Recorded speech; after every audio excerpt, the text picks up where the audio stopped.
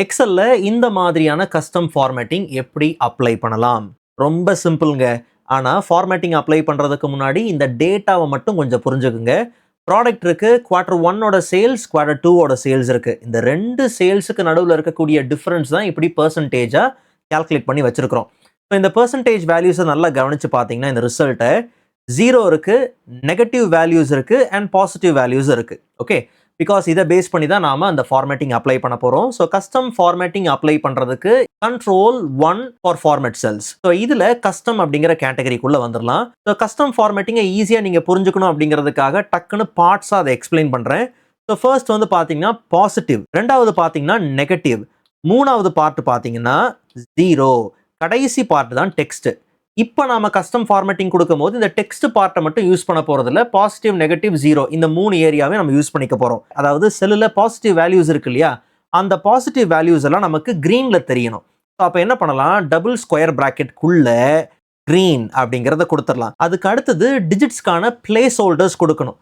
அப்போ hash comma double hash 0% கொடுத்துட்றேன். டிஜிட்ஸ்க்கும் இந்த கிரீன் கலருக்கும் நடுவுல பாத்தீங்கன்னா நமக்கு ஒரு ஐக்கன், ஒரு சிம்பிள் பாத்தீங்கன்னா தேவை. பாசிட்டிவ் ரெப்ரசென்ட் பண்றதுக்கு ஒரு அப் ஏரோ பாத்தீங்கன்னா தேவை. Windows full stop, Windows period mark நீங்க கிளிக் பண்ணீங்கன்னா அப்ப நம்ம இந்த எமோஜிஸ் எல்லாத்தையும் பாத்தீங்கன்னா அக்சஸ் பண்ணலாம். ஸோ அதுல ஜஸ்ட் நாம என்ன பண்றோம், நான் ஏற்கனவே சர்ச் பண்ணது இருக்கு அப்வர்ட் பட்டன். ஸோ அதை நான் என்ன பண்றேன் எடுத்துக்கிறேன்.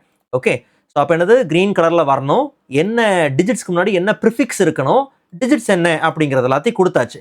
இப்போ பாசிட்டிவ் வேலை முடிஞ்சிருச்சுல, அடுத்த பார்ட் யாரு, நெகட்டிவ்.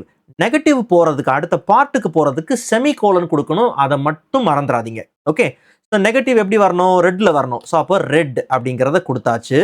டிஜிட்ஸ் வரணும் இல்லையா. So as usual hash comma double hash 0% அப்படிங்கிறத கொடுத்தாச்சா. இப்போ கவனிங்க, இதுக்கு ப்ரிஃபிக்ஸ் என்ன வரணும், நெகட்டிவ். அப்போ டவுன் ஏரோ பார்த்தீங்கன்னா வரணும். ஸோ அப்போ நம்ம சேம் டவுன் ஏரோ நம்ம கொடுத்துடலாம்.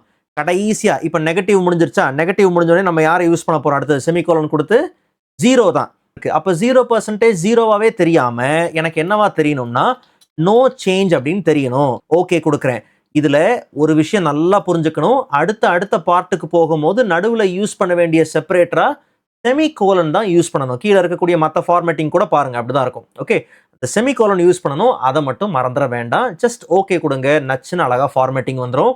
ஸோ F9 கொடுத்து ரீஃப்ரெஷ் பண்ணுறேன். எல்லாம் அழகாக பார்த்தீங்கன்னா நம்பர்ஸ் சேஞ்ச் ஆக நமக்கு அந்த ரிசல்ட் சேஞ்ச் ஆகும் போது அதில் ஃபார்மேட்டிங் நம்ம அப்ளை பண்ணதும் அழகாக சேஞ்ச் ஆகுது. ஏன் இது மட்டும் சேஞ்ச் ஆகலைன்னா, இது நான் ஏற்கனவே காப்பி பண்ணி கான்ஸ்டன்ட் வேல்யூவாக பேஸ்ட் பண்ணியிருக்கிறேன். உங்களுக்கு அந்த 0 எப்படி ரெப்ரசென்ட் ஆகுது அப்படிங்கிறத காமிக்கிறதுக்காக யூஸ் பண்ணி ப்ராக்டிஸ் பண்ணி பாருங்க. அது இன்னும் ஈஸியாக பார்த்தீங்கன்னா மாறிடும். சரிங்களா?